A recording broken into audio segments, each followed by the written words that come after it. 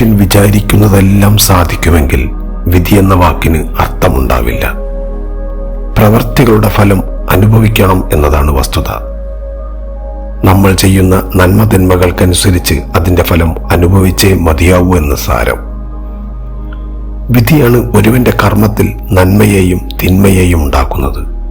വിധി പ്രതികൂലമാണെങ്കിൽ എത്ര തന്നെ കഷ്ടപ്പെട്ടാലും വിജയിക്കാൻ കഴിയില്ല.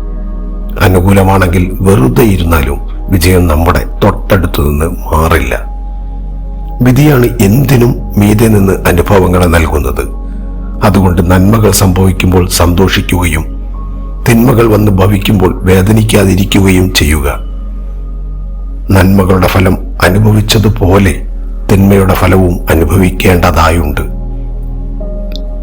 എല്ലാം നിശ്ചയിക്കുന്നത് വിധിയാണ്. അത് അനുഭവിച്ചേ മതിയാവൂ. വിധിയെ പരാജയപ്പെടുത്തുവാൻ മറ്റുള്ള സൂത്രങ്ങൾ നോക്കിയാലും അവ ഫലിക്കണോ എന്ന് തീരുമാനിക്കുന്നതും ഈ വിധിയാകുന്നു. വിധിയെ മാറ്റിമറിക്കുക അസാധ്യം തന്നെ.